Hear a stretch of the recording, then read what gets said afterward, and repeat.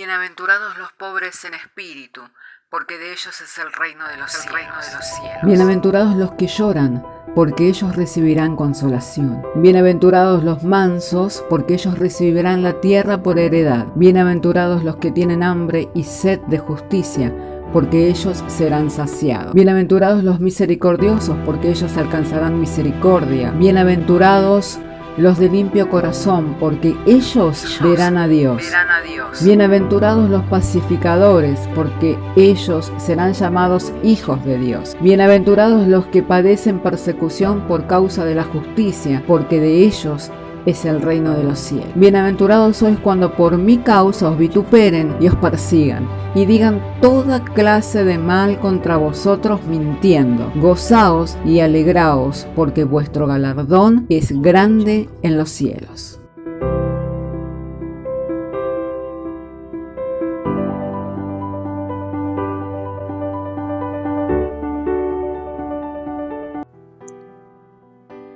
Por favor, abramos nuestras Biblias en la primera carta a los Corintios, para leer en el capítulo 2, desde el verso 6 en adelante. Primera de Corintios, capítulo 2, desde el verso 6 en adelante. Y estaremos dando lectura, y lo estaremos haciendo en el nombre del Padre, del Hijo y del Espíritu Santo. Una vez hallado el texto bíblico, leemos. Sin embargo, hablamos sabiduría entre los que han alcanzado madurez. Sabiduría no de este siglo ni de los príncipes de este siglo que perecen. Mas hablamos sabiduría de Dios en misterio, la sabiduría oculta, la cual Dios predestinó antes de los siglos para nuestra gloria. La que ninguno de los príncipes de este siglo conoció, porque si la hubieran conocido, nunca habrían crucificado al Señor de gloria. Antes bien, como está escrito, cosas que ojos no vio, ni oído yo, ni han subido al corazón del hombre, son las que Dios ha preparado para los que le aman. Pero Dios nos las reveló a nosotros por el Espíritu, porque el Espíritu todo lo escudriña, aún lo profundo de Dios. Porque ¿quién de los hombres sabe las cosas del hombre, sino el espíritu del hombre que está en él? Así tampoco nadie conoció las cosas de Dios, sino el Espíritu de Dios. Y nosotros no hemos recibido el espíritu del mundo, sino el Espíritu que proviene de Dios, para que sepamos lo que Dios nos ha concedido. Lo cual también hablamos con palabras enseñadas por sabiduría o enseñadas no con palabras enseñadas con sabiduría humana, sino con las que enseña el Espíritu, acomodando lo espiritual a lo espiritual. Pero el hombre natural no percibe las cosas que son del Espíritu de Dios, porque para él son locura y no las puede entender, porque se han de discernir espiritualmente. En cambio, el espiritual juzga todas las cosas, pero él no es juzgado de nadie. Porque ¿quién conoció la mente del Señor? ¿Quién le instruirá? Mas nosotros tenemos la mente de Cristo. Al leer este pasaje de la Biblia, tal vez nosotros nos estemos preguntando de qué sabiduría es de la cual se está refiriendo el apóstol Pablo, ¿no? La sabiduría de la cual hace mención de que hablamos. Y cuando miramos el mensaje del apóstol Pablo, este mencionaba solamente a Cristo crucificado y resucitado de entre los muertos. O sea que lo que él hablaba era la palabra de verdad, el evangelio de la salvación. Entonces, cuando la Biblia habla de una sabiduría oculta a través del tiempo, a través de las edades, la cual ningún príncipe conoció, está hablando del evangelio. El evangelio es la sabiduría de Dios, ya que en su sabiduría el hombre no conoció a Dios. A Dios le plació salvar al hombre por la predicación del evangelio. Ahora, el evangelio para los que se pierden es locura, mas para nosotros los que creemos es poder de Dios para salvación. Para el judío primeramente y luego para el gentil. ¿Por qué? Porque el Evangelio comenzó a predicarse desde Jerusalén. Así que cuando la Biblia habla de la sabiduría, está hablando del plan de Dios por medio del cual redimió a la humanidad. Cuando la Biblia nos habla de una sabiduría la cual para el hombre natural no la puede entender porque se ha de discernir espiritualmente, está hablando de la justicia de Dios que se revela por medio de la fe y para fe.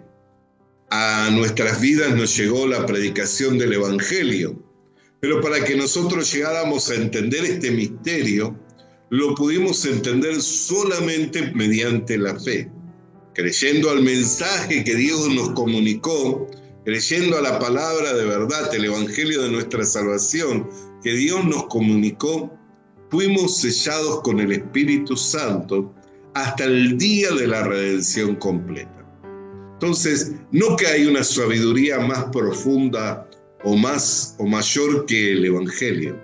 El Evangelio es la sabiduría de Dios mediante la cual redimió a la humanidad, mediante la cual el hombre que se hallaba perdido, muerto en delitos y pecados, siendo esclavo del diablo, puede ser redimido mediante la fe en el sacrificio del cuerpo de carne de Jesucristo y en su sangre preciosa que se derramó para la expiación de los pecados.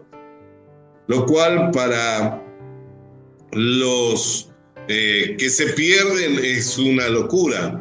¿Por qué? Porque se ha de discernir espiritualmente. O sea, se ha de creer con el corazón para que la justicia se forme en el corazón. Por eso la Biblia dice, antes bien como está escrito, cosas que ojos no vio, ni oído yo, ni han subido en corazón del hombre, son las que Dios ha preparado para los que le aman. Cuando una persona escucha la palabra del Evangelio, el misterio que estuvo oculto a través del tiempo y las edades, que es la sabiduría de Dios manifestada para la redención de la humanidad, esa persona, cuando cree, se forma en su corazón la justicia de Dios, la justicia de Dios que es por la fe, la justicia de Dios que es testificada por la ley y los profetas, que es mediante la fe en el Señor Jesucristo. Por eso dice, ni han subido al corazón del hombre. ¿Por qué? Porque el hombre, mientras no le llega el conocimiento de la verdad, el hombre mientras no llega el conocimiento del Evangelio, por causa del temor a la muerte, por esa horrenda expectativa de juicio y de condenación, ¿qué es lo que tiene en el corazón? Solamente tiene fatiga, solamente tiene un pesar, solamente tiene una profunda carga en su corazón. Pero cuando le llega el conocimiento de la verdad, cuando le llega la revelación de Dios, cuando le llega la justicia que es por medio de la fe, esa profunda carga, ese profundo pesar, esa agonía sale del corazón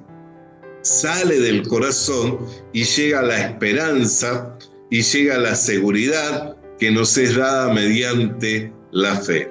Por eso la Biblia dice que estas cosas están preparadas para los que le aman.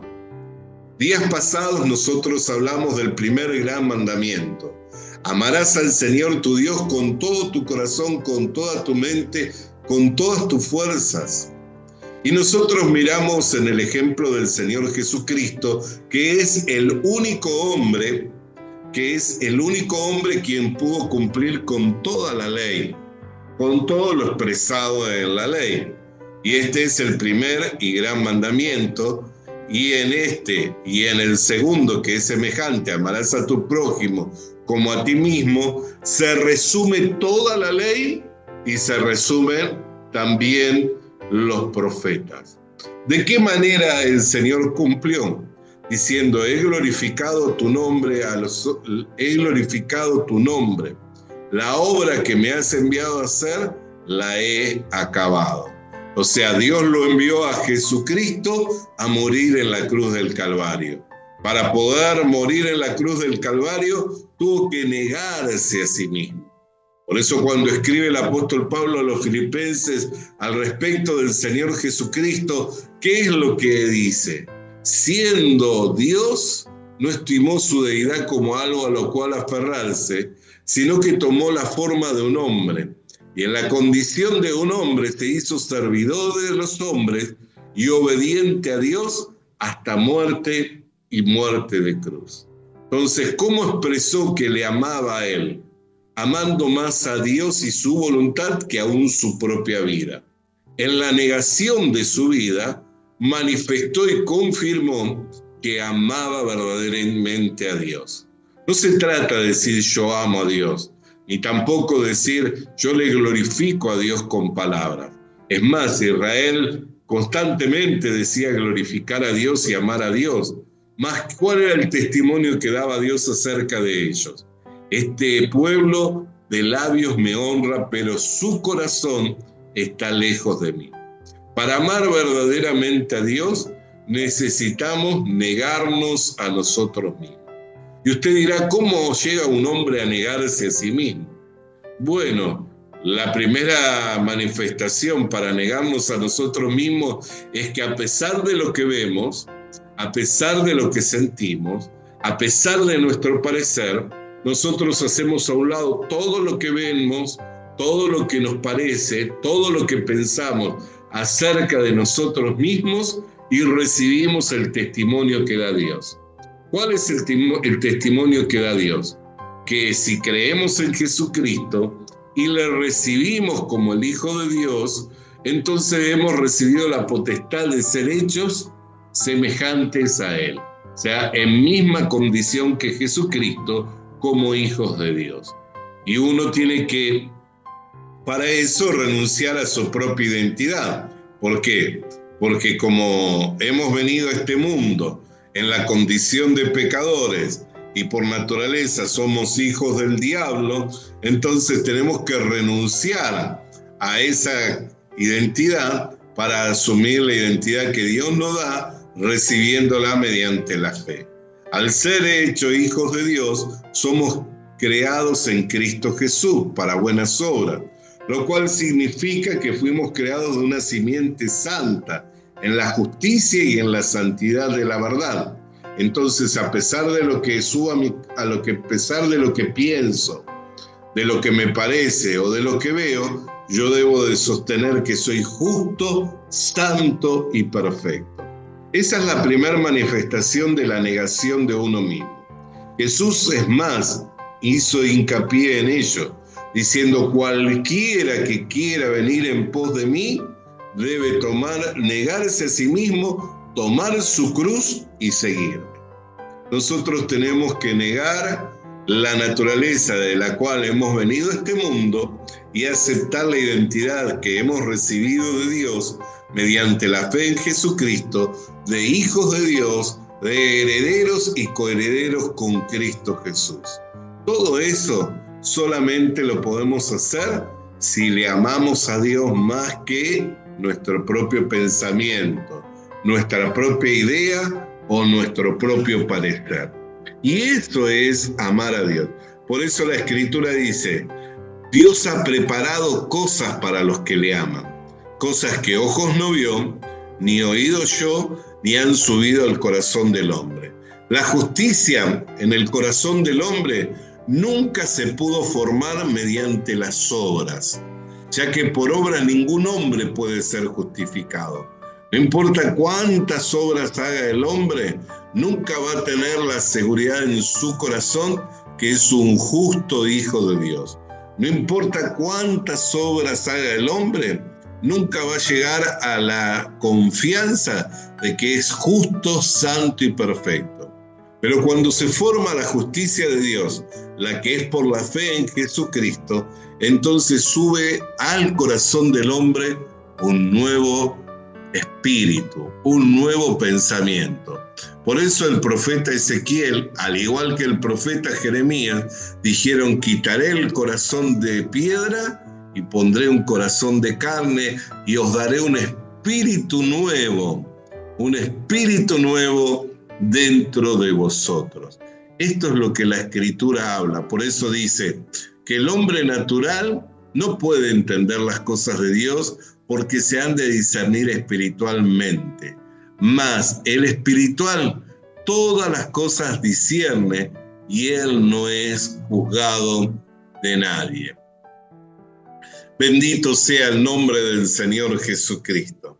Entonces, volviendo a la sabiduría, no hay una sabiduría más alta ni una sabiduría más profunda que el Evangelio. Por eso es que es importante que nosotros conozcamos en profundidad el Evangelio. Y usted dirá, ¿cómo se llega a conocer en profundidad el Evangelio?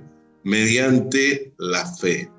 En el Evangelio, la justicia de Dios se revela por fe y para fe. Mas como está escrito, el justo por la fe vivirá. Nosotros debemos estar firmes en la fe. Debemos estar fundados en la fe, a fin de que se forme en nuestro corazón la justicia. La promesa de Dios es que se reservó cosas que nunca subieron en el corazón del hombre. Nunca hubo un hombre que por obra que hiciera pudiera llegar a percibir o a sentir en su corazón que él es un justo hijo de Dios. Tal vez por un momento, pero eso es temporal, es pasajero. Pero la justicia de Dios, que es por la fe en Jesucristo, no tiene que ver con los méritos propios, no tiene que ver con la obra personal, sino que tiene que ver con los méritos del Señor Jesucristo, con la obra consumada del Señor Jesucristo. Por eso, cuando el apóstol Pablo dice, hablamos sabiduría en misterio entre los que han alcanzado madurez, no sabiduría de este siglo, ni de los príncipes de este siglo que perecen, mas hablamos sabiduría de Dios en misterio, la sabiduría de Dios oculta, la cual Dios predestinó antes de los siglos para nuestra gloria. Es Cristo Jesús en nosotros la esperanza de gloria. Y el conocerle a Jesucristo como nuestro suficiente Salvador, el conocerle a Jesucristo como el autor de la eterna redención, es el conocimiento del misterio que estuvo oculto a través del tiempo y las edades. Por eso es que a los suyos vino y los suyos no le recibieron. Y aún parado ante las puertas de Jerusalén, dijo: Jerusalén, Jerusalén, tú que matas y apedreas a los que te son enviados. ¿Cuántas veces he querido recogerte como las gallinas recogen a los polluelos? Mas si tan solo conocieras lo que es para tu paz y el tiempo de tu visitación. Pero el velo estaba puesto sobre ellos. Así como estaba el velo puesto en el rostro de Moisés, el velo también estaba puesto sobre ellos. ¿Por qué? Porque ellos iban detrás de esta justicia no por la fe, sino mediante las obras. Y al ir detrás de esta justicia por medio de obras, nunca podían llegar a su corazón la verdadera paz. Nunca llegaba a su corazón esa ancla firme y segura que nos dice que somos hijos de Dios.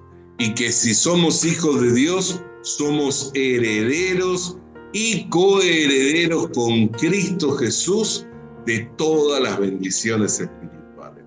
Entonces, cuando la Escritura nos habla de la sabiduría predestinada para este siglo, cuando la Escritura nos habla de la sabiduría en misterio, la que Dios se reservó para nuestra gloria, nos está hablando del Evangelio. No hay una manifestación de sabiduría ni de gracia mayor que el Evangelio de nuestro Señor Jesucristo.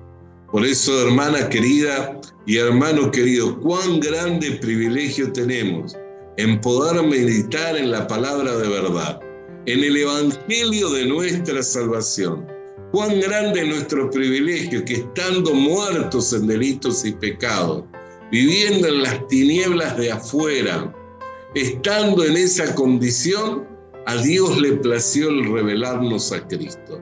Y por medio de Jesucristo hemos recibido el perdón de los pecados y el don de la vida eterna.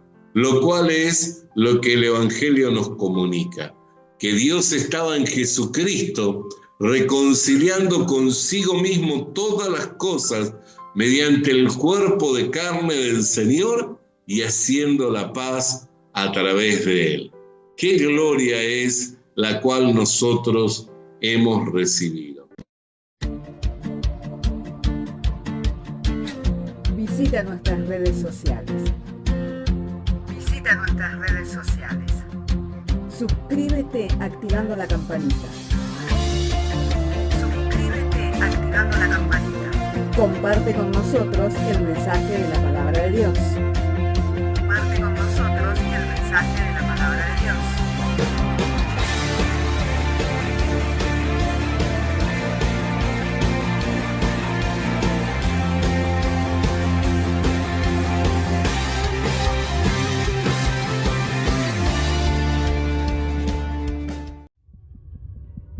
Le animamos a que consiga una Biblia,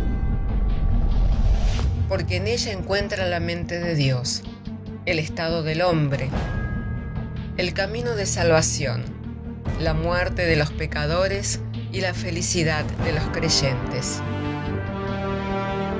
Sus doctrinas son santas, sus mandamientos son obligatorios, sus historias son verdad y sus decisiones inalterables. Léala para ser sabio, crea en ella para ser salvo y póngala en práctica para ser santo. Ella contiene luz para guiarle, alimento para reforzarle y consuelo para alentarle. La Biblia es el mapa del viajero, el bastón del peregrino, la brújula del piloto, la espada del soldado y la carta del cristiano. Le animamos a que consiga una Biblia,